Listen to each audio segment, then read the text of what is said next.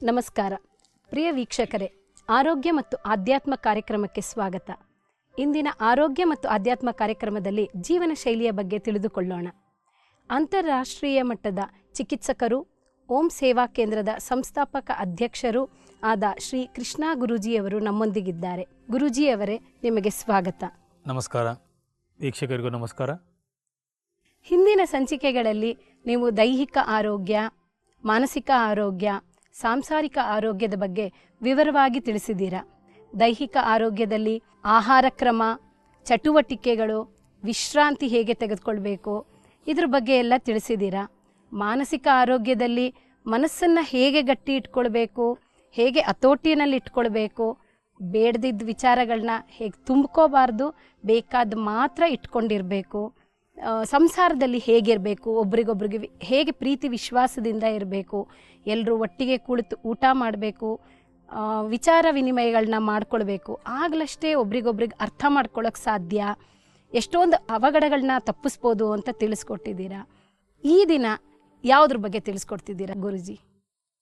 ಒಳ್ಳೆಯದು, ತುಂಬ ಚೆನ್ನಾಗಿ ಅದನ್ನು ಅರ್ಥೈಸಿದ್ದೀರಾ. ದೈಹಿಕ ಆರೋಗ್ಯ ಆಯಿತು, ಮಾನಸಿಕ ಆರೋಗ್ಯ ಆಯಿತು, ಸಾಂಸಾರಿಕ ಆರೋಗ್ಯ ಆಯಿತು ಅಂದರೆ ಇದಿಷ್ಟು ನಡಿಬೇಕಾದರೆ ಇನ್ಯಾವುದೋ ಒಂದು ಆರೋಗ್ಯ ಸದೃಢವಾಗಿದ್ದರೆ ಮಾತ್ರ ಸಾಧ್ಯ. ಯಾವುದಿರಬಹುದು? ಯಾವುದು ಗುರುಜಿ? ಏನು ಬೇಕು ನಿಮಗೆ ಸಂಸಾರ ನಡೆಸೋಕ್ಕೆ? ದುಡ್ಡು ಬೇಕು. ದುಡ್ಡು ಬೇಕು. ಎಷ್ಟು ಬೇಕು? ಎಷ್ಟು ಅಂದರೆ ಬೇಕು ಗುರೂಜಿ. ಓಕೆ, ಎಷ್ಟು ಬೇಕು ಅಂದರೆ ಗೊಂದಲ ಆಗ್ತಾ ಇದೆ. ಏನಕ್ಕೆ ಬೇಕು? ದಿನನಿತ್ಯದ ಊಟ, ತಿಂಡಿ, ಬಟ್ಟೆ, ಬರೆ, ವಾಹನ, ಮನೆ, ಪ್ರಯಾಣ, ಇದರ ಲಿಸ್ಟ್ ಬೆಳೀತಾ ಹೋಗ್ತಾ ಇರುತ್ತೆ ಗುರೂಜಿ. ಎಷ್ಟು ಅಂತ ಗೊತ್ತಾಗ್ತಿಲ್ಲ. ಮಿತಿ ಇಲ್ಲ. ಮಿತಿ ಇಲ್ಲದಷ್ಟು ಹಣ ಬೇಕು ಅಂತಕ್ಕಂಥದ್ದೇ ಆರ್ಥಿಕ ಆರೋಗ್ಯದ ಅಧೋಗತಿಗೆ ಕಾರಣ. ಅಥವಾ ಆರ್ಥಿಕ ಆರೋಗ್ಯ ತಕ್ಕ ಮಟ್ಟಿಗೆ ಸುಧಾರಣೆಯಲ್ಲಿರಬೇಕು, ನಿಮ್ಮ ನಿಯಂತ್ರಣದಲ್ಲಿ ಇರಬೇಕು ಅಂದರೆ ಮೊದಲನೇದಾಗಿ ನೀವು ನಿಮ್ಮ ಅಪ್ಪರ್ ಲಿಮಿಟನ್ನು ಡಿಸೈಡ್ ಮಾಡಬೇಕು. ಅಪ್ಪರ್ ಲಿಮಿಟನ್ನು ಡಿಸೈಡ್ ಮಾಡೋದಕ್ಕೆ ಸಾಮಾನ್ಯವಾಗಿ ಯಾರೂ ಹೋಗಲ್ಲ. ಅದು ಬೇಕು, ಇದು ಬೇಕು, ಈಗ ನಿಮ್ಮ ಥರನೇ ಪಟ್ಟಿಯನ್ನು ಹಾಕ್ತಾ ಹೋಗಿ ಮುಂದುವರಿಸ್ಕೊಳ್ತಾ ಹೋಗ್ತಾರೆ. ದುಡ್ಡು ಬೇಕು, ಯಾತಕ್ಕಾಗಿ ಬೇಕು ಅನ್ನೋದನ್ನು ಯೋಚನೆ ಮಾಡೋದ್ರ ಜೊತೆಗೆ ಎಷ್ಟು ವರ್ಷ ದುಡಿಬೇಕು, ಯಾಕೆ ಬೇಕು ಅನ್ನೋದನ್ನು ಯೋಚನೆ ಮಾಡಿದ್ರೆ ನಾವು ಯಾವುದಾದ್ರು ಒಂದು ಉದಾಹರಣೆ ಮೂಲಕ ಅರ್ಥ ಮಾಡ್ಕೊಳ್ಳೋಕೆ ಪ್ರಯತ್ನ ಮಾಡೋಣ. ಸಾಧಾರಣವಾಗಿ ಒಬ್ಬ ಮನುಷ್ಯ ಒಂದು ಸರಾಸರಿ 80 ವರ್ಷ ಜೀವನ ಮಾಡ್ಬೋದು ಅಂತ ಅಂದ್ಕೊಳ್ಳೋಣ. ಈ ಉದಾಹರಣೆಗೆ ಅಂದ್ಕೊಳ್ಳೋಣ. 80 ವರ್ಷಗಳ ಕಾಲ ಜೀವನವನ್ನು ಮಾಡುವಂಥ ಸಂದರ್ಭ ಇದ್ದರೆ ಅದರಲ್ಲಿ ಸುಮಾರು ಒಂದು 40 ವರ್ಷ ಬಾಲ್ಯ, ಯೌವನ, ಓದು, ಮದುವೆ, ಮಕ್ಕಳು, ದುಡಿಮೆ, ಕೆಲಸಗಳು, ಪ್ರಮೋಷನ್ನು ಇತ್ಯಾದಿಗಳಲ್ಲಿ ಒಂದು 40 ವರ್ಷವನ್ನು ನಾವು ಕಳಿತೇವೆ.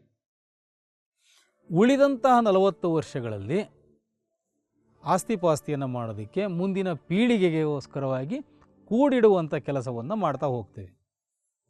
ಎಷ್ಟು ಕೂಡಿಡ್ತೀರಾ? 60 ಆದರೂ ಕೆಲಸ ಮಾಡ್ತೀರಾ, 70 ಆದರೂ ಮಾಡ್ತೀರಾ, 75 ಆದರೂ ಮಾಡ್ತೀರಾ, 80ಕ್ಕೆ ನಿಮ್ಮದು ಮುಗೀತು ಆದರೂ ಮಾಡ್ತಾನೆ ಇರ್ತೀರಾ ಅಂದರೆ ನೀವು ನಿಮ್ಮ ಜೀವನವನ್ನು ಮಾಡೋದು ಯಾವಾಗ? ಆದರೆ ಮಾಡಬೇಕಾದ ಅನಿವಾರ್ಯ ಅಲ್ವಾ ಗುರೂಜಿ? ಅನಿವಾರ್ಯತೆ ಇಲ್ಲ. ಅನಿವಾರ್ಯ ಅಂತ ನಾವು ಅಂದ್ಕೊಂಡಿದ್ದೇವೆ. ನಾವಿಲ್ಲದೇ ಇದ್ದರೆ ಈ ಸಂಸಾರ ನಡೆಯಲ್ಲ, ನಾವಿಲ್ಲದಿದ್ದರೆ ಏನೋ ಆಗೋಗ್ಬಿಡುತ್ತೆ, ಅಲ್ಲೋಲ ಕಲ್ಲೋಲ ಆಗುತ್ತೆ ಅಂತ ಅಂದ್ಕೊಂಡಿರ್ತೇವೆ. ನೋಡಿ, ಬೇಕಾದಷ್ಟು ಉದಾಹರಣೆಗಳನ್ನು ನೀವು ನಿಮ್ಮ ಬಂಧು ಮಿತ್ರರಲ್ಲೇ ನೀವು ನೋಡಬಹುದು. ಯಾವುದೋ ಒಂದು ಸಂಸಾರಕ್ಕೆ ಆಧಾರವಾಗಿರ್ತಕ್ಕಂಥ ಒಂದು ಮನೆ ಯಜಮಾನ ಇರ್ಬೋದು, ಯಜಮಾನಿ ಇರ್ಬೋದು, ಯಾವುದೋ ಒಂದು ಸಂದರ್ಭದಲ್ಲಿ ಗತಿಸಿ ಹೋದರೆ ಏನಾಗುತ್ತೆ ಸಂಸಾರ? ಆ ತಕ್ಷಣ ದೊಡ್ಡ ಆಘಾತವಾಗುತ್ತೆ. ಅದಾದ ನಂತರ ಸ್ವಲ್ಪ ಸ್ವಲ್ಪವಾಗಿ ಚೇತರಿಸ್ಕೊಳ್ತಾರೆ. ಸ್ವಲ್ಪವಾಗಿ ಅಂದರೆ 1-2 ತಿಂಗಳ ಒಳಗಾಗಿ ಅವರು ಒಂದು ಹೊಸ ಜೀವನಕ್ಕೆ ತಾವಾಗೇ ಹೊಂದಾಣಿಕೆಯನ್ನು ಮಾಡಿಕೊಂಡು ಜೀವನವನ್ನು ನಡೆಸ್ತಾರೆ. ಅಂದರೆ ಆ ಯಜಮಾನ ಇಲ್ಲದೆ ಇದ್ದರೂ ಸಂಸಾರ ತಾನಾಗೆ ನಡೀತಾ ಇದೆ. ನಾವು ಅಂದ್ಕೊಳ್ತೀವಷ್ಟೇ ನಾವು ಇರಲೇಬೇಕು, ನಾವಿಲ್ಲದೇ ಇದ್ದರೆ ಇನ್ನೇನೋ ದೊಡ್ಡ ಪ್ರಳಯವಾಗುತ್ತೆ ಅಂತ. ಏನೂ ಆಗಲ್ಲ. ನಮ್ಮ ಪಾತ್ರವನ್ನು ಅಭಿನಯಿಸೋಕ್ಕೆ ಬಂದಂತಹ ಪಾತ್ರಧಾರಿಗಳು ನಾವು ಅಷ್ಟೇ. 80 ತನಕ ನೀವು ಕೆಲಸವನ್ನೇ ಮಾಡ್ತಾ ಇದ್ದರೆ ನಿಮ್ಮ ಜೀವನವನ್ನು ನೀವು ಪರಿಶೀಲನೆ ಮಾಡಿಕೊಳ್ಳೋದು, ಸಿಂಹಾವಲೋಕನ ಮಾಡಿಕೊಳ್ಳೋದು, ಯಾವುದಕ್ಕಾಗಿ ನಾನು ಹುಟ್ಟಿದ್ದೇನೆ, ಏನೆಲ್ಲ ಮಾಡ್ತಾ ಇದ್ದೇನೆ, ನನ್ನ ಜೀವನದ ಸಾರ್ಥಕತೆ ಆಯ್ತಾ ಇಲ್ವಾ, ವಿಮರ್ಶೆ ಮಾಡ್ಕೊಳ್ಳೋಕ್ಕೆ ನೀವು ಕಾಲಾವಕಾಶ ಕೊಡ್ತಾ ಇಲ್ಲ. ದುಡಿಮೆ ದುಡಿಮೆ ದುಡಿಮೆ ದುಡಿಮೆ ದುಡ್ಡು ಮುಂದಿನ ಪೀಳಿಗೆಗೆ ಮಾಡಬೇಕು, ಇಲ್ಲ ಅಂತ ಹೇಳ್ತಾ ಇಲ್ಲ ನಾನು. ಎಷ್ಟು ಮಾಡಬೇಕು? ನಿಮ್ಮ ಮಕ್ಕಳು ಎಷ್ಟು ಜನ ಇರ್ತಾರೆ, 1 2 3 ಎಷ್ಟು ಮಕ್ಕಳು ಇರ್ತಾರೋ ಅವರು ತಮ್ಮ ಕಾಲ ಮೇಲೆ ತಾವು ನಿಂತುಕೊಳ್ಳೋದಕ್ಕೆ ಕನಿಷ್ಠ ಮಟ್ಟದ ಎಷ್ಟು ಆರ್ಥಿಕ ಬೆಂಬಲದ ಅವಶ್ಯಕತೆ ಇದೆ ಅಷ್ಟನ್ನು ಮಾತ್ರ ನೀವು ಮಾಡಿದ್ರೆ ಸಾಕು. ಹೇರಳವಾಗಿ 10 ತಲೆ ಕೂತು ತಿಂದ್ರೂ ಕರಗದಷ್ಟು ಆಸ್ತಿಯನ್ನು ಮಾಡಿಟ್ಟರು ಇನ್ನೂ ಅದರ ದಾಹ ಹೆಚ್ಚಾಗ್ತಾ ಹೋಗ್ತಾ ಇರತಕ್ಕಂತಹ ಬೇಕಾದಷ್ಟು ಉದಾಹರಣೆಗಳನ್ನು ನಾವು ನೋಡ್ತಾ ಇದ್ದೇವೆ ಪ್ರತಿನಿತ್ಯ. ಮಕ್ಕಳಿಗೆ ನೀವೇನು ಮಾಡ್ತಾ ಇದ್ದೀರಾ? ನೀವೆಲ್ಲ ಮಾಡಿ ಕೊಟ್ಟುಬಿಟ್ರೆ ಅವರು ಸೋಮಾರಿಗಳಾಗ್ಬಿಡ್ತಾರೆ. ನೀವೇನೂ ಕೆಲಸ ಮಾಡೋದು ಬೇಡ, ಪ್ರತಿ ತಿಂಗಳು ನಿಮ್ಮ ಸಂಬಳವನ್ನು ಮನೆ ಬಾಗಿಲಿಗೆ ನಿಮ್ಮ ಕಾಲು ಬುಡಕ್ಕೆ ತಂದು ಇಡ್ತೀವಿ ಅಂತಂದರೆ ಯಾರು ಕೆಲಸ ಮಾಡ್ತಾರೆ? ಮಾಡಲ್ಲ. ಅಂಥ ಸಂದರ್ಭದಲ್ಲಿ ಏನಾಗುತ್ತೆ? ದೈಹಿಕವಾಗಿ ಸೋಮಾರಿಗಳಾಗ್ತೀವಿ, ಮಾನಸಿಕವಾಗಿ ತುಕ್ಕು ಹಿಡಿಯುತ್ತೆ, ಆರ್ಥಿಕವಾಗಿ ಹೇರಳವಾದ ಹಣಕಾಸಿನ ವ್ಯವಸ್ಥೆ ಇದ್ದಾಗ ಸಂಸಾರ ಹಾಳಾಗುತ್ತೆ, ನಮ್ಮ ಜೀವನವನ್ನು ನಾವೇ ಹಾಳು ಮಾಡಿಕೊಡ್ತೇವೆ. ಇದಕ್ಕೆ ನಮ್ಮ ಮುಂದಿನ ಪೀಳಿಗೆ ಜೀವನ ಹಾಳಾಗೋದಕ್ಕೆ ನಾವೇ ಪಾತ್ರಧಾರಿಗಳಾಗ್ತೇವೆ. ಅವರು ಉದ್ಧಾರ ಆಗಬೇಕು ಅಂತ ಹೇಳಿ ಮಾಡ್ತಕ್ಕಂಥ ಕೆಲಸ ಅವರನ್ನು ಹಾಳು ಮಾಡೋದಕ್ಕೆ ನಾವು ಮಾಡ್ತಾ ಇರ್ತೇವೆ. ಇದು ನಮಗೆ ಅವಶ್ಯಕತೆ ಇದೆಯಾ? ಇಲ್ಲ. ಹೆಚ್ಚೆಚ್ಚು ದುಡ್ದಷ್ಟು ತೊಂದರೆ ಜಾಸ್ತಿ, ಇರೋದ್ರಲ್ಲೇ ನೆಮ್ಮದಿಯಾಗಿರೋಣ. ಅದನ್ನೇ ಯಾವುದಾದ್ರೂ ಒಂದು ಉದಾಹರಣೆ ಸಹಿತ ಹೇಳ್ಬೋದಾ ಗುರುಜಿ? ಉದಾಹರಣೆ ನೋಡಿ, ಬೇಕಾದಷ್ಟು ಉದಾಹರಣೆಗಳನ್ನು ನಾವು ತಗೋಬೋದು. ನಮ್ಮ ಸಂಸಾರದ್ದೇ ಅಥವಾ ನಮ್ಮ ಬಂಧು ಮಿತ್ರರದ್ದೇ ತಗೊಂಡ್ರೆ ಅದನ್ನು ಹೀಗೆ ಮಾಡೋಣ. ಒಂದು ಸಣ್ಣ ಕಥೆಯನ್ನು ಹೇಳ್ತೇನೆ ನಿಮಗೆ. ಒಬ್ಬ ಹೀಗೆ ಆರ್ಥಿಕವಾಗಿ ತುಂಬ ಸದೃಢವಾಗಬೇಕು ಅಂತಕ್ಕಂಥ ಒಂದು ವಿಚಾರವನ್ನು ಮನಸ್ಸಿನಲ್ಲಿಟ್ಕೊಂಡು ದುಡ್ದು ಕೋಟ್ಯಾಂತರ ರೂಪಾಯಿಗಳನ್ನು ಸಂಪಾದನೆ ಮಾಡಿ ಐಷಾರಾಮಿ ಜೀವನವನ್ನು ಮಾಡುವಂತಹ ಸಂದರ್ಭದಲ್ಲಿ ಯಾವುದೋ ಒಂದು ನದಿ ತೀರಕ್ಕೆ ಬಂದು ಅಲ್ಲೊಂದು ಕಾಟೇಜನ್ನು ತಗೊಂಡು ತನಗೆ ಯಾವ ರೀತಿಯಲ್ಲಿ ವೈಭೋಗದ ಜೀವನವನ್ನು ನಡೆಸ್ಬೋದೋ, ಕಾಲ ಕಳೀಬೋದೋ ಅಂತಹ ಜೀವನವನ್ನು ಮಾಡ್ತಾ ಇದ್ದ. ಮೊದಲನೇ ದಿನ ಅವನು ಆ ಒಂದು ಕಾಟೇಜಿನ ಕಿಟಿಕಿಯಿಂದ ನೋಡುವಂತಹ ಸಂದರ್ಭದಲ್ಲಿ ಒಬ್ಬ ಬಂದ, ಆರಾಮಾಗಿ ಹಾಡು ಹೇಳ್ಕೊಂಡು ಕುಣ್ಕೊತ ಬಂದು ಆ ನದಿಯಲ್ಲಿ 4 ಮೀನುಗಳನ್ನು ಹಿಡ್ದ, ಮತ್ತೆ ಹಾಡು ಹೇಳ್ಕೊಂಡು ವಾಪಸ್ ಹೋದ. ಇವು ನೋಡ್ದ, ಇದೇನು ಈ ಥರ 4 ಮೀನು ಹಿಡ್ದ ವಾಪಸ್ ಹೋದ ಅಂತ. ಸರಿ ಏನೋ ಸುಮ್ಮನಾದ. ಮಾರನೇ ದಿನ ಮತ್ತೆ ಆ ವ್ಯಕ್ತಿ ಬಂದ, ಅದೇ ಥರ ಹಾಡು ಹೇಳ್ಕೊಂಬಂದ, ಸಂತೋಷದಿಂದ 4 ಮೀನು ಹಿಡ್ದ ಹೋದ. ಮೂರನೇ ದಿನವೂ ಬಂದ, 5 ಮೀನನ್ನು ಹಿಡ್ದ, ಒಂದನ್ನು ವಾಪಸ್ ನದಿಗೆ ಬಿಟ್ಟು 4 ಮಾತ್ರ ತಗೊಂಡು ಹೊರಟ. ಇವನಿಗೆ ನೋಡಿ ಬೇಸರ ಆಯಿತು, ತಡ್ಕೊಳಕ್ಕಾಗಲಿಲ್ಲ. ಅವನ್ನ ಕರೆದುಬಿಟ್ಟು ಕೇಳ್ದ, ಏಯ್ ಬರ ಇಲ್ಲಿ, ಏನು ಮಾಡ್ತಾ ಇದೀಯ? ನಾನು ಮೀನು ಹಿಡ್ಕೊಂಡು ಹೋಗ್ತಾ ಇದ್ದೀನಿ. ಎಷ್ಟು ಹಿಡ್ದೆ? 4. 5ನೇದು ಸಿಕ್ತು, ವಾಪಸ್ ಬಿಟ್ಟೆ. ಯಾಕೆ? ನನಗೆ 4 ಸಾಕು ಸ್ವಾಮಿ. ಏನು ಮಾಡ್ತೀಯ 4ರಲ್ಲಿ? 2 ನನ್ನ ಇವತ್ತಿನ ಊಟದ ವ್ಯವಸ್ಥೆ ಆಯಿತು, 2ರಿಂದ.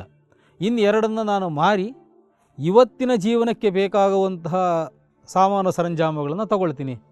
ಮತ್ತು ನಾಳೆ ಏನೋ ಮಾಡ್ತೀಯ? ನಾಳೆ ಮತ್ತೆ ಬರ್ತೇನೆ, ನದಿಯಲ್ಲಿ ಮೀನನ್ನು ತಗೊಳ್ತೇನೆ, ಮತ್ತೆ ಮುಂದುವರಿಸ್ತೇನೆ ಜೀವನವನ್ನು. ಅದಕ್ಕೆ ಅವನು ಹೇಳ್ತಾನೆ, ದಡ್ಡ ನೀನು ಅಂತ. ಹೌದಾ ಸ್ವಾಮಿ? ಮತ್ತು ಏನು ಮಾಡ್ಬೇಕು ಹೇಳಿ? ಅವನು ಹೇಳ್ತಾನೆ, ನೋಡು, 4 ಮೀನನ್ನು ಹಿಡಿಯೋದು ಒಂದು 10-15 ನಿಮಿಷದಲ್ಲಿ ಮುಗಿಸ್ದೆ. ಬಾಕಿ ಕಾಲಹರಣ ಯಾಕೆ ಮಾಡ್ತೀಯ? 100 ಮೀನನ್ನು ಹಿಡಿ ಅಂತಾನೆ. ಅವನು ಸರಿ ಸ್ವಾಮಿ, ಹಿಡಿದ್ಬಿಟ್ಟು ಏನು ಮಾಡಲಿ? ಮಾರೋದ್ರಿಂದ ಏನಾಗುತ್ತೆ? ದುಡ್ಡು ಬರುತ್ತೆ. ದುಡ್ಡು ತೊಗೊಂಡು ಏನು ಮಾಡಲಿ? ಚೆನ್ನಾಗಿ ಸಂಸಾರ ಮಾಡು, ಏನೇನು ಬೇಕೋ ತಿಂಗಳಿಗಾಗುವಷ್ಟು ಸಾಮಾನು ಸರಂಜಾಮುಗಳನ್ನು ತುಂಬಿಕೋ, ನಿನ್ನದೇ ಆದಂಥ ಒಂದು ಮನೆಯನ್ನು ಮಾಡ್ಕೋ, ನಿನ್ನದೇ ಆದಂಥ ಒಂದು ವಾಹನವನ್ನು ಇಟ್ಕೋ, ನಿನ್ನದೇ ಆದಂತಹ ಒಂದು ಐಷಾರಾಮಿ ಜೀವನವನ್ನು ಮಾಡು, ಹಂಗೆ ಮಾಡು ಹಿಂಗೆ ಮಾಡು ಅಂತ ಒಂದು ಉದ್ದಕ್ಕೆ ಪಟ್ಟಿ ಹೇಳ್ತಾ ಹೋಗ್ತಾನೆ. ಇವನು ಕೇಳ್ತಾ ಹೋಗ್ತಾನೆ, ಆಮೇಲೆ ಏನು ಮಾಡಲಿ ಅಂತ. ಅವನಿಗೆ, ಸಾಹುಕಾರನಿಗೆ ತಲೆ ಕೆಟ್ಟು ಹೋಗುತ್ತೆ. ಇವನು ಎಂಥ ದಡ್ಡ, ಇಷ್ಟು ಹೇಳಿದ್ರು ಇವನು ಏನು ಮಾಡಲಿ ಅಂತ ಕೇಳ್ತಾನೆ. ಕೊನೆಗೆ ಹೇಳ್ತಾನೆ, ನೋಡು, ಈ ಥರ ಎಲ್ಲ ಮಾಡಿ ಅತ್ಯಂತ ಅದ್ಭುತವಾಗಿ ಐಷಾರಾಮಿ ಜೀವನವನ್ನು ಮಾಡ್ತಾ ನಂತರ ಹೀಗೆ ಬಂದು ನದಿ ತೀರದಲ್ಲಿ ಒಂದು ಕಾಟೇಜ್ ಮಾಡಿಕೊಂಡು ಆರಾಮಾಗಿ ಸುಖವಾಗಿರುವಂಥ. ಸರ್, ಅದರಿಂದ ಏನಾಗುತ್ತೆ? ಆರಾಮಾಗಿರ್ಬೋದು, ಯಾವುದೇ ಯೋಚನೆಗಳಿಲ್ಲದೆ ಜೀವನವನ್ನು ಮಾಡ್ಬೋದು ಅಂತಾನೆ. ಅವನು ಹೇಳ್ತಾನೆ, ಸ್ವಾಮಿ, ಇವಾಗ ನಾನು ಮಾಡ್ತಾ ಇರೋದೇ ಜೀವನ, ಸಂತೋಷವಾಗಿದ್ದೀನಿ, ನನಗೇನು ಬೇಕೋ ಅಷ್ಟು ಮಾಡ್ಕೊಂಡು ನಾನು ಸಂತೋಷವಾಗಿದ್ದೀನಿ. ನೀವು ಹೇಳಿದ ಥರ ಜೀವನವನ್ನು ಮಾಡಬೇಕು ಅಂದರೆ ನಾನು ಪ್ರತಿನಿತ್ಯ ನನ್ನ ಹೆಚ್ಚಿನ ವೇಳೆಯನ್ನು ಶ್ರಮಿಸಿ ಶ್ರಮಪಟ್ಟು ಹಣವನ್ನು ಸಂಪಾದನೆ ಮಾಡಿ ಆ ಹಣವನ್ನು ಜೋಪಾನ ಮಾಡೋದಕ್ಕೋಸ್ಕರವಾಗಿ ಏನೆಲ್ಲ ಸರ್ಕಸ್ಸನ್ನು ಮಾಡಬೇಕು ಎಲ್ಲ ಮಾಡಿ ಶತ್ರುಗಳನ್ನು ಮಿತ್ರರನ್ನು ಎಲ್ಲ ಸಂಪಾದನೆ ಮಾಡಿ ತುಂಬ 10 ವರ್ಷಗಳ ಕಾಲ ಕೆಲಸ ಮಾಡಿ ಇಷ್ಟೆಲ್ಲ ಶ್ರಮ ವಹಿಸಿದ್ರೂ ಇದೇ ಥರ ನೀವು ಬಂದಾಗೆ ನದಿ ತೀರದಲ್ಲಿ ಬಂದುಬಿಟ್ಟು ಆರಾಮಾಗಿರಬೇಕು, ನಾನು ಇವಾಗಲೇ ಆರಾಮಾಗಿದ್ದೀನಿ, ನಾನು ಯಾಕೆ ನನ್ನ ಜೀವನವನ್ನು ವ್ಯರ್ಥ ಮಾಡ್ಕೋಬೇಕು ಅಂತಂದ್ಬಿಟ್ಟು ಸುಮ್ಮನೆ 4 ಮೀನು ತಗೊಂಡು ಹೊರಟ. ಹಾಗಾದರೆ ಆ ಶ್ರೀಮಂತ ನೆಮ್ಮದಿಯಿಂದ ಇದ್ದಾನ? ನೋಡಿ, ಇದು ಒಳ್ಳೆಯ ಪ್ರಶ್ನೆ. ಆ ಶ್ರೀಮಂತ ತನ್ನ ಜೀವನದಲ್ಲಿ ಇಷ್ಟೆಲ್ಲ ಸಂಪಾದನೆ ನಂತರ ಸುಖವಾಗಿ ನೆಮ್ಮದಿಯಿಂದ ಇದ್ದಿದ್ರೆ ಒಬ್ಬನೇ ಬಂದು ಇಲ್ಲಿ ಕಾಟೇಜಲ್ಲಿ ಯಾಕೆ ಜೀವನವನ್ನು ಮಾಡ್ತಾ ಇದ್ದ ಅಂದರೆ, ಆರ್ಥಿಕತೆ ಜಾಸ್ತಿ ಆಗ್ತಾ ಆಗ್ತಾ ಆಗ್ತಾ ಹೋದ ಹಾಗೆ ನಾವು ಈ ಹಿಂದೆ ಮಾತಾಡಿರುವಂತೆ ಸಂಸಾರ ಯಂತ್ರವಾಗ್ತಾ ಬರುತ್ತೆ. ಹೆಂಡತಿ ತನ್ನದೇ ಆದಂತಹ ವ್ಯವಸ್ಥೆಯನ್ನು ಇಟ್ಕೊಂಡು ಯಾವುದೋ ಕ್ಲಬ್ಬು, ಬೇರೆ ಯಾವುದಕ್ಕೋ ಮೆಂಬರ್ಶಿಪ್ಪು, ಇನ್ಯಾವುದೋ ಸೊಸೈಟಿ ಇದಕ್ಕೆ ಹೋಗೋದು ಬರೋದು ಈ ಥರದ್ದು ಮಾಡಿಕೊಂಡು ಮಕ್ಕಳನ್ನು ಕರ್ಕೊಂಡು ಹೋಗೋರೇ ಬೇರೆ, ಕರ್ಕೊಂಬರೋರೇ ಬೇರೆ, ಪಾಠ ಮಾಡೋರೇ ಬೇರೆ, ಊಟ ಮಾಡಿಸೋರೇ ಬೇರೆ, ಮಲಕ್ಕೊಳ್ಳೋದೇ ಯಾರು ಆಯಾಗಳ ಜೊತೆ, ಈ ಥರ ಆಗಿ ಸಂಬಂಧಗಳೆಲ್ಲ ಆರ್ಥಿಕ ಸ್ವಾವಲಂಬನೆ ಜಾಸ್ತಿ ಆಗ್ತಾ ಆಗ್ತಾ ಸಂಬಂಧಗಳು ಸಡಿಲವಾಗ್ತಾ ಹೋಗುತ್ತೆ. ಬಡತನದಲ್ಲೇ ಸುಖ ಅಂತ ಅದಕ್ಕೆ ಹಿರಿಯರು ಹೇಳೋದು. ಹಾಗಂದ್ಬಿಟ್ಟು ನಾವು ಕಡು ಬಡವರಾಗಿ ತುಂಬ ಏನಕ್ಕೂ ನಿರ್ಗತಿರಾಗಿರಬೇಕು ಅಂತ ಹೇಳ್ತಾ ಇಲ್ಲ. ಆರ್ಥಿಕವಾಗಿ ನಮ್ಮ ಸಂಸಾರಕ್ಕೆ, ನಮ್ಮ ಮುಂದಿನ ಪೀಳಿಗೆಗೆ ಕನಿಷ್ಠ ಮಟ್ಟದಲ್ಲಿ ಎಷ್ಟು ಬೇಕೋ ಅಷ್ಟನ್ನು ಮಾತ್ರ ಸಂಪಾದನೆ ಮಾಡಿ, ಉಳಿದಂಥ ಜೀವನದಲ್ಲಿ ನಿಮಗೆ ಹಣಕಾಸು ಚೆನ್ನಾಗಿದ್ದರೆ ಪ್ರವಾಸಗಳನ್ನು ಮಾಡಿ, ದೇಶ ಸುತ್ತು ಕೋಶ ಓದು ಅಂತ ಹೇಳ್ತಾರಲ್ವ, ಹಾಗೆ ಪುಸ್ತಕಗಳನ್ನು ಓದಿ, ದೇಶಗಳನ್ನು ಸುತ್ತಿ, ಪ್ರೇಕ್ಷಣೀಯ ಸ್ಥಳಗಳು, ಧಾರ್ಮಿಕ ಸ್ಥಳಗಳನ್ನು ಸುತ್ತಿ ನಿಮ್ಮ ಜೀವನವನ್ನು ಅದ್ಭುತವಾಗಿ ಅನುಭವಿಸಿ. ಅದನ್ನು ಬಿಟ್ಟು ದುಡ್ಡು ದುಡ್ಡು ದುಡ್ಡು ದುಡ್ಡು ದುಡ್ಡು ಎಲ್ಲ ಕೂಡ ಹಾಕ್ತೀರಾ ಹೋಗ್ತೀರಾ, ನೀವು ಸತ್ತ ನಂತರ ಮತ್ತೆ ಇದೇ ಮನೆಯಲ್ಲಿ ಹುಟ್ಟಿ ಮುಂದಿನ ಜೀವನದಲ್ಲಿ ಅನುಭವಿಸ್ತೀನಿ ಅನ್ನೋ ಥರ. ಯಾರಿಗೆ ಗೊತ್ತು? ನಾಳೆಯ ಪ್ರಸ್ತುತ ಅಂತಂದಾಗ, ಕಾಲ್ಪನಿಕ ಅಂದಾಗ ಇದೆಲ್ಲ ಏನಕ್ಕೆ ಬೇಕು? ಇದನ್ನು ನಾನು ಆರ್ಥಿಕ ಆರೋಗ್ಯದಲ್ಲಿ ಹೇಳೋಕ್ಕೆ ಇಷ್ಟಪಟ್ಟಿದ್ದು.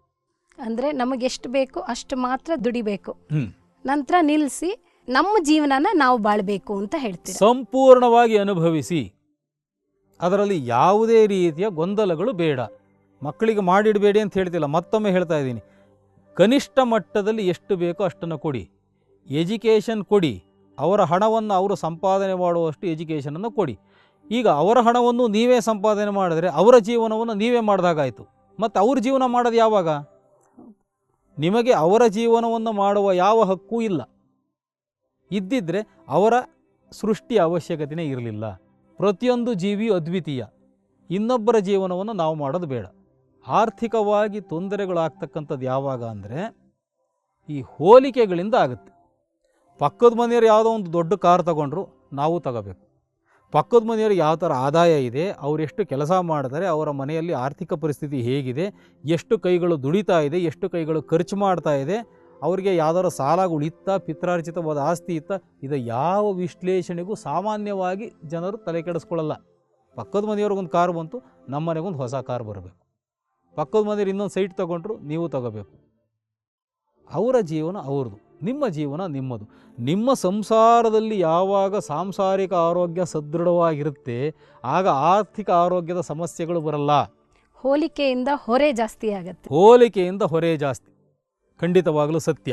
ಒಟ್ಟಾರೆ ಹೇಳೋದಾದರೆ ಯಾರನ್ನು, ಯಾವ ಸಂಸಾರವನ್ನು ಯಾರಿಗೂ ಹೋಲಿಕೆಗಳನ್ನು ಮಾಡಿಕೊಳ್ಳದೆ ನಮ್ಮ ಜೀವನವನ್ನು ನಾವು ಮಾಡಿದ್ರೆ ಸಾಕು. ಇದು ನಾನು ಆರ್ಥಿಕ ಆರೋಗ್ಯದ ಬಗ್ಗೆ ಒಂದು ಸಾರಾಂಶ ಹೇಳೋದಾದ್ರೆ ಇಷ್ಟು ಹೇಳ್ಬೋದು. ಅಂದರೆ ಬೇರೆಯವ್ರನ್ನ ನೋಡಿ ಅತಿ ಆಸೆ ಪಟ್ಟು ಇನ್ನೂ ದುಡಿಬೇಕು ಅಂತ ಅಲ್ಲದೆ ನಮಗೆಷ್ಟು ಬೇಕೋ ಅಷ್ಟನ್ನು ನಾವು ದುಡಿದು ನಮ್ಮ ಜೀವನನ ನಾವು ಸಾಗಿಸ್ಬೇಕು ಅಂತ ಹೇಳ್ತೀರಾ ನೀವು? ಖಂಡಿತ ಹೌದು. ಇದರಿಂದ ಆರ್ಥಿಕ ಆರೋಗ್ಯ ಸುಧಾರಿಸುತ್ತೆ, ಚೆನ್ನಾಗಿರುತ್ತೆ, ಖಂಡಿತ ಚೆನ್ನಾಗಿರುತ್ತೆ. ಹೌದು. ಮುಂದಿನದು ಯಾವ ಆರೋಗ್ಯ? ನೋಡಿ, ದೈಹಿಕ ಆಯಿತು, ಮಾನಸಿಕವಾಯಿತು, ಸಾಂಸಾರಿಕವಾಯಿತು, ಆರ್ಥಿಕವಾಯಿತು. ಇದಿಷ್ಟು ಇಟ್ಟುಕೊಂಡು ಜೀವನವನ್ನು ಮಾಡ್ತಾ ಇರತಕ್ಕಂಥದ್ದು ಎಲ್ಲಿ ನಾವು? ಸಮಾಜದಲ್ಲಿ. ತನ್ಮೂಲಕ ಸಾಮಾಜಿಕ ಆರೋಗ್ಯವನ್ನು ಸುಧಾರಣೆ ಮಾಡುವಂತಹ ಕರ್ತವ್ಯವೂ ಸಹ ನಮ್ಮದಾಗಿರುತ್ತೆ. ಸಾಮಾಜಿಕ ಆರೋಗ್ಯ ಅಂದರೆ ಏನು? ಯಾವುದೋ ಒಂದು ಏರಿಯಾದಲ್ಲಿ 10 ಕುಟುಂಬಗಳು ಜೀವನವನ್ನು ಮಾಡ್ತಾ ಇದೆ ಅಂದರೆ ಕೌಟುಂಬಿಕ ಆರೋಗ್ಯವು ಚೆನ್ನಾಗಿದೆ ಅಂದಮೇಲೆ ಅದಷ್ಟು ಸೇರಿ ಒಂದು ಸಮಾಜ ಅಂತ ಅಂದ್ಕೊಂಡ್ರೆ ಆ ಸಮಾಜದ ರಕ್ಷಣೆ, ಪೋಷಣೆ, ಹೊಣೆ ಎಲ್ಲದೂ ಆ ಸಂಸಾರದಲ್ಲಿರ್ತಕ್ಕಂಥ ಪ್ರತಿಯೊಬ್ಬ ಸದಸ್ಯರ ಕರ್ತವ್ಯ. ನಾವೇನು ಮಾಡ್ತಾಯಿದ್ದೀವಿ? ಸರ್ಕಾರದವರು ಘೋಷಣೆಗಳನ್ನು ಮಾಡ್ತಾ ಇದ್ದಾರೆ, ಕಸಗಳನ್ನು ವಿಂಗಡಣೆ ಮಾಡಿ ಅಂತ ಹೇಳ್ತಾ ಇದ್ದಾರೆ. ಹಸಿ ಕಸ ಬೇರೆ, ಒಣ ಕಸ ಬೇರೆ, ಅದನ್ನು ಬೀದಿಗೆ ಹಾಕಬೇಡಿ, ಸ್ವಚ್ಛವಾಗಿ ಇಟ್ಕೊಳ್ಳಿ. ಇಡೀ ದೇಶವನ್ನು ಸ್ವಚ್ಛ ಮಾಡಬೇಕು ಅನ್ನೋದರಿಂದ ಹಿಡಿದು, ಸ್ವಚ್ಛ ಭಾರತದಿಂದ ಹಿಡಿದು ನಮ್ಮ ಅಕ್ಕಪಕ್ಕ ಕಸಗಳ ವಿಂಗಡಣೆ ಮಾಡುವ ತನಕ BBMPಯ ಸಿಬ್ಬಂದಿಗಳು ಹೋರಾಡ್ತಾ ಇದ್ದಾರೆ. ಇಷ್ಟಾಗಿಯೂ ನಾನೊಬ್ಬ ಅಲ್ಲೇನೋ ಒಂದು ಬಿಸಾಕಿದ್ರೆ ಏನೂ ಆಗಲ್ಲ ಅಂದ್ಬಿಟ್ಟು ಸಿಕ್ಕಿದ್ದು ತೆಗೆಯೋದು, ಅದು ತಿಂದಿದ್ದಲ್ಲಿ ಬಿಸಾಕೋದು, ಹೋಗ್ತಾ ಇರೋದು. ಯಾರು ರಕ್ಷಣೆ ಮಾಡಬೇಕಾಗಿರೋದು?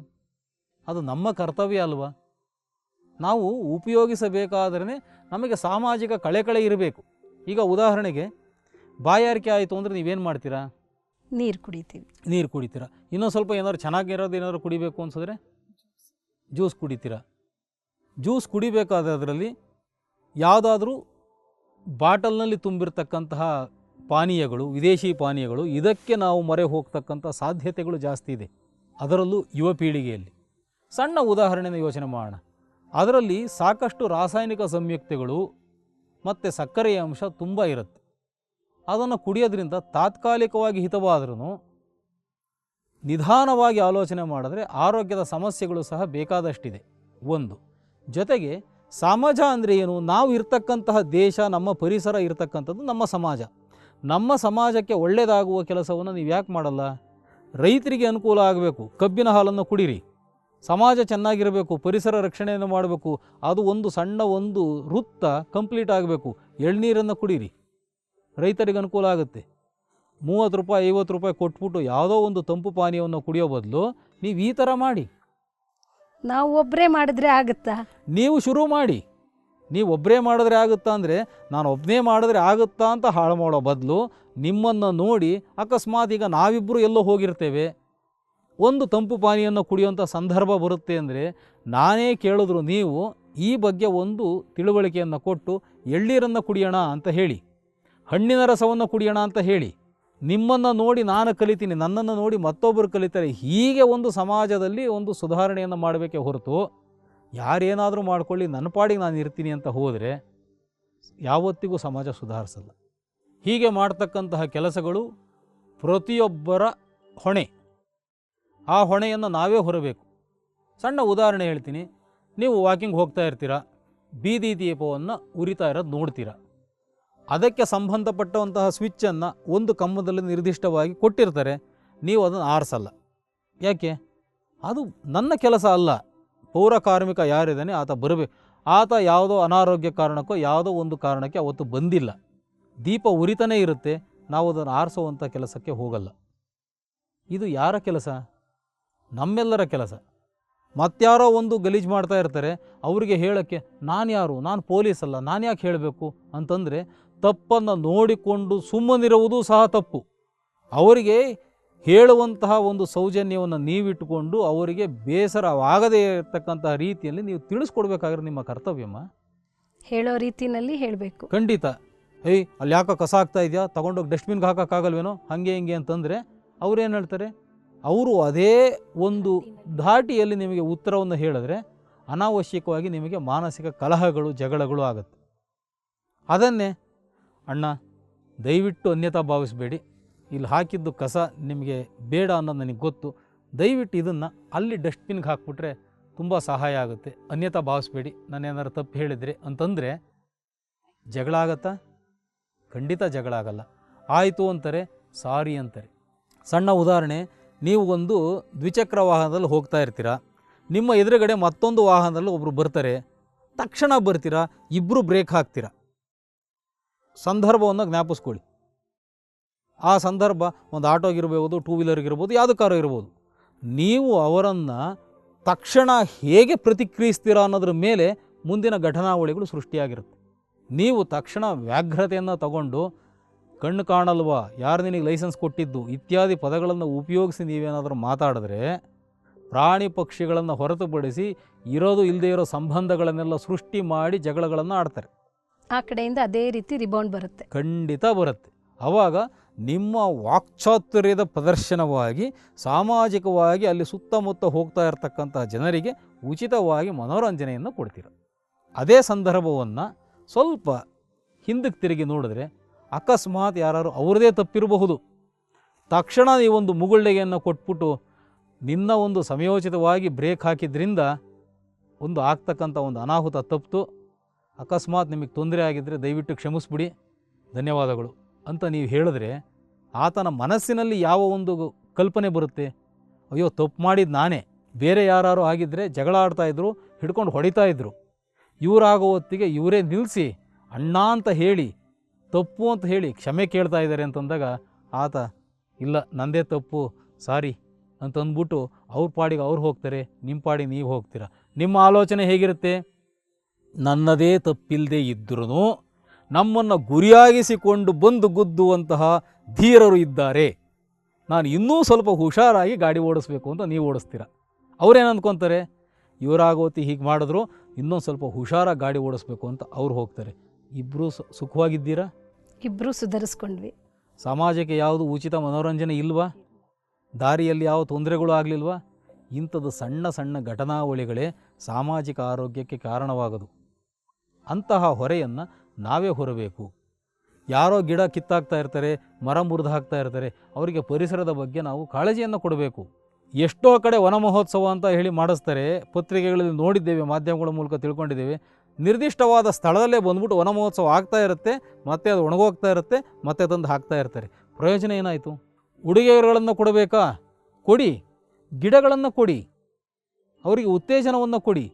ಯಾವುದೋ ಒಂದು ಹುಟ್ಟು ಹಬ್ಬ ಆಯಿತು, ಮದುವೆ ವಾರ್ಷಿಕೋತ್ಸವ ಆಯಿತು, ಒಂದು ತುಳಸಿ ಗಿಡವನ್ನು, ಅರಳಿ ಗಿಡವನ್ನು, ಯಾವುದು ನಿಮಗೆ ಸೂಕ್ತ ಅನಿಸುತ್ತೆ ಆ ಒಂದು ಗಿಡವನ್ನು ಕೊಡಿ. ಕೊಟ್ಟು ಅದರ ಕಾಳಜಿಯ ಬಗ್ಗೆ ಅವರಿಗೆ ಒಂದೆರಡು ತಿಳುವಳಿಕೆಯ ಮಾತನ್ನು ಹೇಳಿ. ಆಗ 10 ಜನರಿಗೆ ನೀವು ಆ ಒಂದು ಉಡುಗೊರೆಯನ್ನು ಕೊಟ್ಟರೆ, ಇಬ್ಬರಾದರೂ ಅದನ್ನು ಸದ್ವಿನಿಯೋಗ ಮಾಡಿಕೊಂಡ್ರೆ ಎಷ್ಟೋ ಒಂದು ಸುಧಾರಣೆ ಆಯಿತಾ? ಅದರ ಬದಲು ಯಾವುದೋ ಒಂದು ಪ್ಲಾಸ್ಟಿಕ್ದು ಇನ್ಯಾವುದೋ ಒಂದು ಬಕೆ ತೊಗೊಂಡೋಗಿ ಕೊಡ್ತೀರಾ, ಅದಲ್ಲಿಟ್ಕೋತಾರೆ, ಪಕ್ಕಕ್ಕೆ ಬಿಸಾಕ್ತಾರೆ, ಮುಗಿದೋಯ್ತು. ಸಮಾಜದ ಹೊಣೆ, ಸಮಾಜದಲ್ಲಿ ಜೀವಿಸುವಂತಹ ಪ್ರತಿಯೊಬ್ಬರ ಹೊಣೆ, ಕರ್ತವ್ಯ. ಇದನ್ನು ಮಾಡಿದಾಗ ಮಾತ್ರ ಸಾಮಾಜಿಕ ಆರೋಗ್ಯದ ಸುಧಾರಣೆ ಸಾಧ್ಯ. ಪ್ರತಿಯೊಂದರಲ್ಲೂ ನಮ್ಮದನ್ನು ಮಾತ್ರ ನಾವು ಯೋಚನೆ ಮಾಡದೆ ಸಮಾಜದ ದೃಷ್ಟಿಯಿಂದ ನಾವು ಯೋಚನೆ ಮಾಡಬೇಕು ಅಂತ ಹೇಳ್ತಿದ್ದಾರೆ. ಸಾಮಾಜಿಕವಾಗಿ ಆರೋಗ್ಯ ಸುಧಾರಣೆಯಾದರೆ ಆರ್ಥಿಕವಾಗಿ ಅದ್ಭುತವಾಗಿರುತ್ತೆ ದೇಶ, ಸಮಾಜ. ಆರ್ಥಿಕ ಆರೋಗ್ಯ ಚೆನ್ನಾಗಿದ್ದರೆ ಸಾಂಸಾರಿಕ ಆರೋಗ್ಯ ಚೆನ್ನಾಗಿರುತ್ತೆ, ಸಾಂಸಾರಿಕ ಆರೋಗ್ಯ ಚೆನ್ನಾಗಿದ್ದರೆ ಮಾನಸಿಕವಾಗಿ ಯಾವುದು ಯೋಚನೆಗಳೆಲ್ಲ ಚೆನ್ನಾಗಿರುತ್ತೆ, ಅಷ್ಟು ಚೆನ್ನಾಗಿದ್ದರೆ ದೈಹಿಕವಾಗಿ ಆರೋಗ್ಯವಾಗಿರ್ತೀವಿ. ಒಂದಕ್ಕೊಂದು ಕೊಂಡಿಯ ಥರ ಇದೆ. ಎಲ್ಲ ಆರೋಗ್ಯದ ಸುಧಾರಣೆ ನಮ್ಮಿಂದಲೇ ಶುರುವಾಗಬೇಕು. ಕೊನೆಯದಾಗಿ ವೀಕ್ಷಕರಿಗೆ ಏನು ಹೇಳಕ್ಕೆ ಬಯಸ್ತೀರಾ ಗುರೂಜಿ? ಪ್ರಿಯ ವೀಕ್ಷಕರೇ, ನನ್ನ ಕಡೆಯಿಂದ ನಾನು ಹೇಳ್ತಕ್ಕಂಥದ್ದು ಒಂದೇ, ದೈಹಿಕವಾಗಿ ನೀವು ಸದೃಢರಾಗಿರಬೇಕಾದ್ರೆ ಚಟುವಟಿಕೆಯಿಂದ ಕೂಡಿರಿ, ಹಿತಮಿತವಾದ ಆಹಾರವನ್ನು ತಗೊಳ್ಳಿ, ಸಾಕಷ್ಟು ವಿಶ್ರಾಂತಿಯನ್ನು ತಗೊಳ್ಳಿ, ಮಾನಸಿಕವಾಗಿ ಚಿಂತಾಮುಕ್ತರಾಗಿರಿ, ಉತ್ತಮ ಮಾನಸಿಕ ಆರೋಗ್ಯವನ್ನು ಹೊಂದಿರಿ. ಸಂಸಾರದಲ್ಲಿರತಕ್ಕಂಥ ಎಲ್ಲ ಸದಸ್ಯರಿಗೆ ಪ್ರೀತಿ ವಿಶ್ವಾಸಗಳನ್ನೇ ಹಂಚಿ ಸಂಸಾರವನ್ನು ಸದೃಢವಾಗಿಟ್ಕೊಳ್ಳಿ. ಆರ್ಥಿಕವಾಗಿ ಬೇರೆಯವರಿಗೆ ಹೊರೆಯಾಗದಷ್ಟು ಹಿತಮಿತವಾಗಿ ಸಂಸಾರಕ್ಕೆ ಬೇಕಾದಷ್ಟು ಮಾತ್ರ ಆದಾಯವನ್ನು ಮಾಡಿಕೊಂಡು ಉಳಿದಂತಹ ಜೀವನವನ್ನು ಸಂತೋಷವಾಗಿ ಕಳೆಯಿರಿ. ಸಮಾಜದ ಆರೋಗ್ಯವೂ ಸಹ ನಿಮ್ಮದೇ ಹೊಣೆ, ನೀವೇ ಹೊಣೆ. ನಾವೆಲ್ಲರೂ ಕೈಗೂಡಿಸೋಣ. ಒಬ್ಬರಿಂದ ಒಬ್ಬರಿಗೆ ಈ ಆರೋಗ್ಯದ ಸುಧಾರಣೆಯಲ್ಲಿ ಭಾಗಿಗಳಾಗ್ತಾ ಪರಸ್ಪರ ಕೈ ಜೋಡಿಸುತ್ತಾ ಇಡೀ ಸಮಾಜದಿಂದ, ಸಂಸಾರದಿಂದ ವೈಯಕ್ತಿಕ ಮಟ್ಟದ ತನಕ ಉತ್ತಮ ಆರೋಗ್ಯವನ್ನು ಹೊಂದಿ ಅದ್ಭುತವಾದ ಜೀವನವನ್ನು ಬಾಳ್ತಾ ಸಾರ್ಥಕಪಡಿಸಿಕೊಳ್ಳೋಣ ಅಂತ ಎಲ್ಲರಿಗೂ ತಿಳಿಸೋಕ್ಕೆ ಪ್ರಯತ್ನ ಮಾಡ್ತಾ ಇದ್ದೀನಿ. ವೀಕ್ಷಿಸಿದ್ದಕ್ಕೆ ಧನ್ಯವಾದಗಳು. ಇಲ್ಲಿಯವರೆಗೂ ವಿವರವಾಗಿ ಆರೋಗ್ಯದ ಎಲ್ಲ ವಿಭಾಗಗಳನ್ನು ತಿಳಿಸಿಕೊಟ್ಟಿದ್ದಕ್ಕೆ ಗುರೂಜಿಯವರಿಗೆ ವಂದನೆಗಳು. ನಮಸ್ಕಾರ. ಎಲ್ಲ ಬಸವ ಟಿವಿ ವೀಕ್ಷಕರಿಗೂ ಮತ್ತೊಮ್ಮೆ ವಂದನೆಗಳು. ನೋಡಿದ್ರಲ್ಲ ವೀಕ್ಷಕರೇ, ಆರೋಗ್ಯ ಮತ್ತು ಆಧ್ಯಾತ್ಮ ಕಾರ್ಯಕ್ರಮದಲ್ಲಿ ಗುರೂಜಿಯವರು ಎಷ್ಟೊಂದು ವಿಚಾರಗಳನ್ನು ನಮಗೆ ತಿಳಿಸಿಕೊಟ್ಟಿದ್ದಾರೆ. ಮುಂದಿನ ಸಂಚಿಕೆಯಲ್ಲಿ ಇನ್ನೊಂದು ಹೊಸ ವಿಚಾರದೊಂದಿಗೆ ಭೇಟಿಯಾಗೋಣ. ನಿರಂತರವಾಗಿ ವೀಕ್ಷಿಸಿ ಶ್ರೀ ಬಸವ ಟಿವಿ. ಇದು ಸಂಸ್ಕಾರದ ಬೆಳಕು. ಶರಣು ಶರಣಾರ್ಥಿ.